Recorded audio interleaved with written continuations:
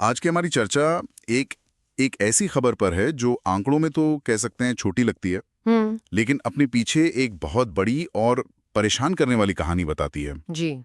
स्रोत से जो जानकारी हमारे पास है उसके मुताबिक भारत में सिर्फ 19 दिनों के अंदर 6 अलग-अलग राज्यों में 16 बूथ लेवल ऑफिसर्स यानी बीएलओज की मौत हो गई है। सिर्फ 19 दिनों में 16 मौतें। हाँ, और ये मौतें भी मतलब हार्ट अटैक, दुर्घटना और यहाँ तक कि आत्महत्या जैसे अलग-अलग कारणों से हुई। तो आज हम सिर्फ इन घटनाओं को गिनेंगे नहीं, बल्कि इनके पीछे छिपे पैटर्न को समझने की कोशिश करेंगे। बिल्कुल। ये अधिकारी कौन है, उनके साथ ऐसा क्यों हो रहा है, और ये हमारी चुनावी प्रक्रिया की सेहत के बारे में क्या संकेत देता है। चलिए इस पूरे मामले की तह तक चलते हैं। और ये तह तक जाना इसलिए भी ज़रूरी है क्योंकि जब भी हम चुनाव की बात करते हैं तो हमारा ध्यान मतलब बड़ी बड़ी रैलियों, नेताओं के भाषणों और नतीजों पर होता है। हाँ, वो गहमा-गहमी पर। बिल्कुल। हम लोकतंत्र के इस त्योहार को तो मनाते हैं, लेकिन हम उस विशाल मशीनरी के उन पुर्जों को अक्सर भूल जाते हैं जो इस त्योहार को मुमकिन बनाते हैं। सही बात। ये खबर हमें उन लोगों की तरफ देखने पर मजबूर करती है जो इस मशीनरी को अपने खून पसीने से चलाते हैं। ये हमें सवाल पूछने पे मजबूर करती है कि दुनिया के सबसे बड़े लोकतंत्र को चलाने की मानवीय कीमत क्या है। मानवीय कीमत, आपने बहुत अहम बात कही। तो चलिए इन्हीं लोगों से शुरू करते हैं। ये बूथ लेवल ऑफिसर यानी बीएलओ आखिर हैं कौन? स्रोत में इन्हें चुनावी प्रक्रिया की असली रीढ़ कहा गया है। ये एक बहुत भारी भरकम उपाधि है। जमीनी हकीकत में इसका क्या मतलब है? ये उपाधि बिल्कुल सटीक है और शायद अधूरी भी। ये सिर्फ रीढ़ नहीं है, ये वो खुशिकाएं हैं जो लोकतंत्र को जिंदा रखती हैं। अच्छा। जमीनी हकीकत ये है कि इनमें से ज्यादातर लोग सरकारी शिक्षक हैं, आंगनवाड़ी कार्यकर्ता या पटवारी जैसे कर्मचारी होते हैं। मतलब ये कोई फुल टाइम चुनाव का काम नहीं है? नहीं, उन्हें अपने रोजमर्रा के काम के अलावा चुनाव का ये भारी भरकम जिम्मा भी सौंपा जाता है। तो सोचिए, एक स्कूल टीचर जो बच्चों को पढ़ाने, कॉपियां जांचने और स्कूल चलाने के लिए जिम्मेदार है। हाँ, उसे ही अपने क्षेत्र के हर घर का दरवाजा खटखटाना है। तो ये तो एक दोहरी जिम्मेदारी हो गई। और इनका काम सिर्फ चुनाव के बिल्कुल दोहरी जिम्मेदारी। दिन तक सीमित नहीं होता होगा? नहीं, बिल्कुल नहीं। इनका काम तो महीनों पहले शुरू हो जाता है।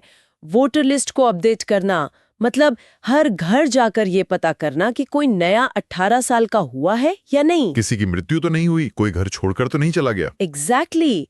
फिर नए वोटर कार्ड बनाना, उन्हें बांटना, लोगों की शिकायतों को सुनना, और जब चुनाव की तारीख पास आती है तो बूथ तैयार करना, वोटिंग मशीन की जांच में मदद करना, और फिर चुनाव का दिन। हाँ, और अंत में चुनाव के दिन सुबह से लेकर देर रात तक उस बूथ का संचालन करना। ये एक अथक, ना रुकने वाला काम है। जब आप इसे इस तरह से बताती हैं तो एक तस्वीर बनती है। एक ऐसा व्यक्ति जो पहले से ही अपने काम के बोझ तले दबा है और उस पर एक और काम डाल दिया गया है जो समय सीमा और भारी दबाव वाला है। ये सिर्फ एक नौकरी नहीं, एक मिशन की तरह लगता है। मिशन ही है। और इसके लिए शायद उन्हें कोई अतिरिक्त ट्रेनिंग या सपोर्ट भी नहीं मिलता होगा। आप सही पकड़ रहे हैं, ये एक मिशन है, लेकिन बिना किसी कवच के।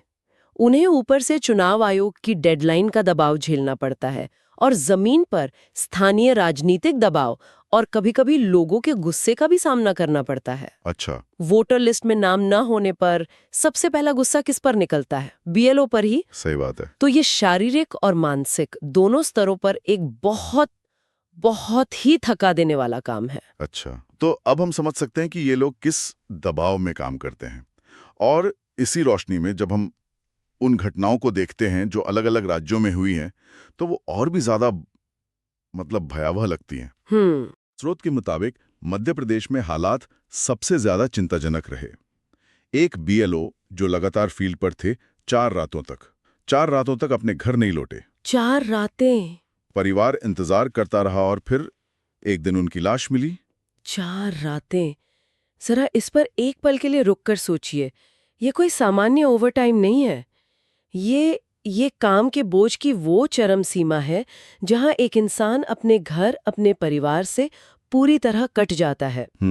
ये दिखाता है कि उनके रुकने, खाने या आराम करने की भी कोई सही व्यवस्था नहीं थी। ये सिर्फ काम का दबाव नहीं, ये एक अमानवीय स्थिति है बिल्कुल। जहां इंसान को एक मशीन की तरह इस्तेमाल किया जा रहा है जब तक कि वो टूट ना जाए। और ये टूटना मध्य प्रदेश में और भी तरीकों से दिखा। एक दूसरे अधिकारी को ड्यूटी के दौरान ही दिल का दौरा पड़ा और उनकी मौत हो गई। काम करते करते। हाँ, मतलब काम करते करते ही उनका शरीर जवाब दे गया। और एक और मामला तो वो तो और भी दुखद है, जहां एक बीएलओ अब तक लापता है। अच्छा। उनका परिवार आज भी नहीं जानता कि वो कहाँ हैं, किस हाल में हैं। इन सब मामलों को देखकर लगता है कि यहाँ शरीर पर सीधा असर पड़ रहा है। बिल्कुल। अत्यधिक शारीरिक थकान, तनाव और उसका नतीजा हार्ट अटैक या रहस्यमयी परिस्थितियों में मौत। बिल्कुल।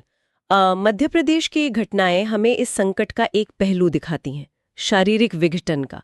जब आप शरीर को आराम दिए बिना लगातार तनाव में उससे काम लेते रहते हैं तो वो एक सीमा के बाद जवाब दे देता है। दिल का दौरा पड़ना उसी चरम शारीरिक तनाव का एक बायोलॉजिकल नतीजा है। ये हमें बताता है कि सिस्टम अपने कर्मचारियों से उनकी शारीरिक क्षमता से कहीं ज्यादा काम ले रहा है। तो अगर मध्य प्रदेश की कहानी शारीरिक टूटन की है, तो गुजरात से जो खबरें आई वो इस संकट में एक और खौफनाक अध्याय जोड़ती है। जी। स्रोत के मुताबिक वहां भी हार्ट अटैक और दुर्घटना से मौतें हुई, लेकिन एक अधिकारी ने तनाव में आकर आत्महत्या कर ली। ये बात इस पूरे मामले को एक अलग ही स्तर पर ले जाती है। हाँ, ये एक बहुत महत्वपूर्ण मोड़ है। आत्महत्या की घटना इस संकट के मानसिक स्वास्थ्य वाले पहलू को बहुत क्रूरता से सामने लाती है। बिल्कुल। ये दिखाता है कि दबाव केवल शारीरिक नहीं था, ये लोगों को मानसिक रूप से इस हद तक तोड़ रहा था कि उन्हें अपनी जिंदगी खत्म करने जैसा भयानक कदम उठाना पड़ा। ये निराशा की वो आखिरी दहलीज है जहां इंसान को लगता है कि अब कोई रास्ता नहीं बचा।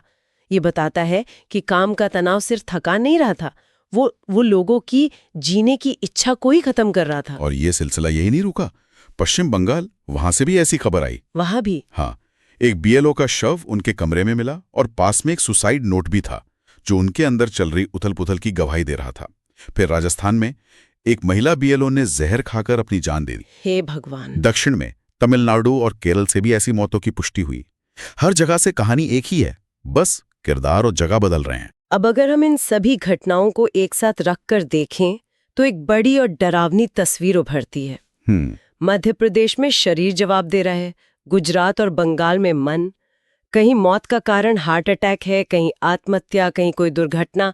लेकिन क्या ये वाकई अलग अलग कारण है? नहीं, लगता तो नहीं है। या ये सब एक ही पेड़ की अलग अलग शाखाएं हैं जिसकी जड़ एक ही है, एक ऐसी व्यवस्था का असहनीय दबाव जो अपने ही कर्मचारियों की परवाह नहीं कर रही है। बिल्कुल। स्रोत की जानकारी इसी प्रणालीगत समस्या की ओर इशारा करती है, न कि कुछ व्यक्तिगत त्रासदियों की ओर। ये एक बहुत जरूरी बात है।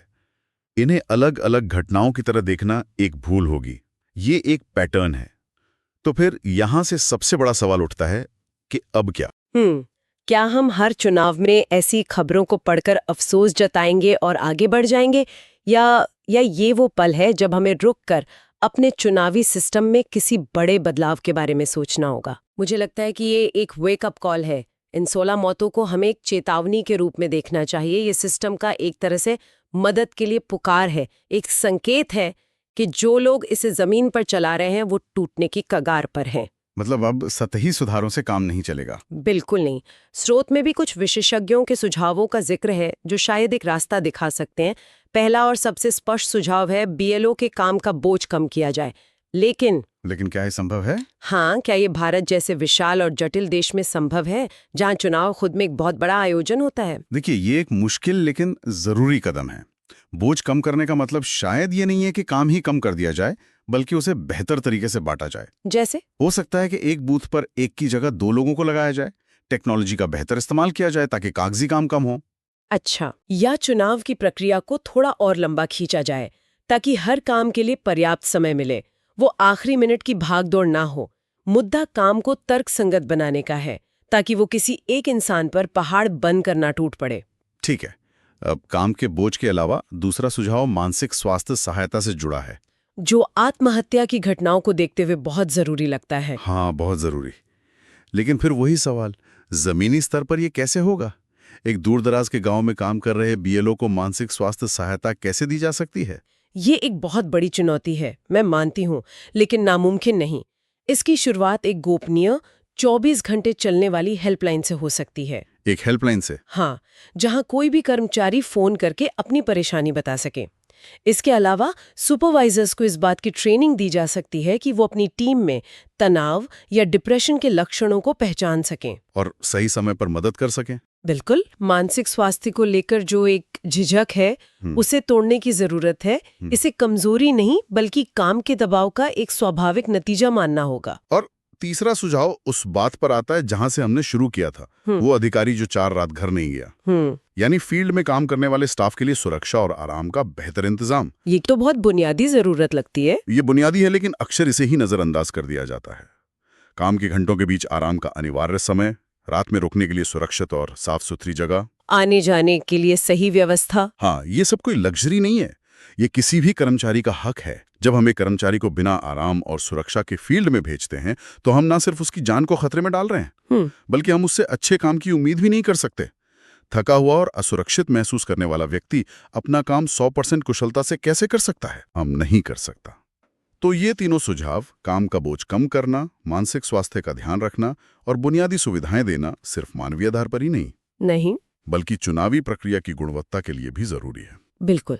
स्रोत में एक बहुत महत्वपूर्ण लाइन है, बिना उनके चुनावी व्यवस्था ठप पड़ सकती है। ये सिर्फ एक वाक्य नहीं, ये एक हकीकत है।